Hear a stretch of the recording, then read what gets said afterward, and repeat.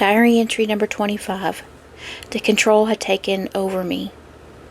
Welcome back to the Nervous System Diaries.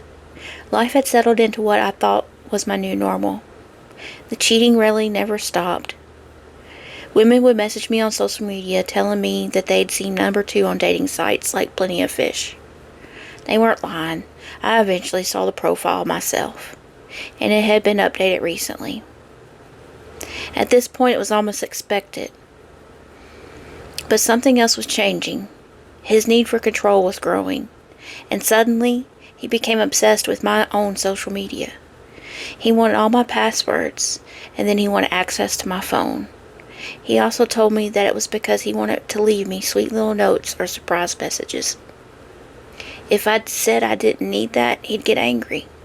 He'd throw things, and when things broke, it would somehow be my fault, just like always. By then, number 2 had been at the same job for almost 2 years, and honestly, I was thankful. It was the longest he had ever held a job since we had been together, and I hoped maybe stability would finally change things. Around the same time, I had transferred to another Dollar General across town.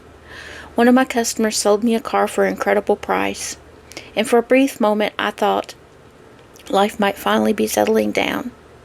Then number 2 told me he had been selected for manager training. He had to travel out of state for one day and rent a reliable vehicle. He also ensured me we would be reimbursed, but we never were. I said okay. If it helped him build a career, then I wanted to support him. Around this time, he also started introducing me as his wife. The problem was, we weren't married. He was still legally married to somebody else. When I'd question it, he'd tell me he was tired of people asking him when we were getting married. He said it was just easier this way. And to keep the peace, I let it happen. One day, while I was at work, he even changed my last name on my social media to his. He thought it was cute. I didn't. Whenever he wasn't around, I'd quietly tell people my real name. Deep down, I already knew. I was never going to marry a man who I couldn't trust, especially one who seemed to always have other women waiting in the background. Eventually, number 2 came home from manager training. He had received his evaluation. His sales were down. He spent too much time on his phone, and his hygiene needed improvement. Instead of getting promoted, the new employee got the position. Rather than accepting the feedback or trying to improve, he quit. Just walked out. I remember sitting there thinking, why? How? My mind couldn't make sense of it. Every opportunity he was given, he somehow found a way to destroy it. I was angry, but I couldn't show it. By now, I had learned that expressing frustration often came with consequences, and honestly, I was starting to become afraid of him. So instead, I calmly asked, "What do you want to do now?" He said, "I don't want to work retail anymore. I don't like having a boss. I don't like people telling me what to do." Then he looked at me and said, "You know what my dream job is? It would be trucking." For the first time, I actually thought that sounded like a really good idea. He'd make good money. He'd be away for long stretches of time. We would stop struggling financially. Maybe we would stop arguing. Maybe this would finally fix everything. So I supported him again. He found a trucking school about an hour and a half away. He told me financial aid would cover it. What he didn't tell me was that financial aid required good credit. Neither of us qualified.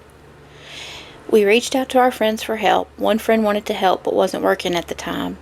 Then, as if things couldn't get worse, our only vehicle blew a head gasket while he was driving to that school. I didn't know what we were going to do. I reached out to my pops. He sent us money so I could at least pay rent. My paycheck had been disappearing into Ubers and Lyfts, just trying to keep working and getting him off to that school. Then number 2 started a GoFundMe. People donated. Looking back, I truly believe most of these people were helping because they cared about me, not him. Those are my friends, not his. Eventually, the first school fell through. But after making more phone calls, he found another trucking school that accepted applications with felony records. They even provided transportation and housing during the training. They put him on a bus to Utah. 2 weeks later, he came home, passed his CDL test, left again with a trainer to begin driving. He had officially become a truck driver. I wish I could tell you this is where life finally got better, but it wasn't. This is where my story changes. This is where the emotional abuse becomes even more severe. This is where the physical violence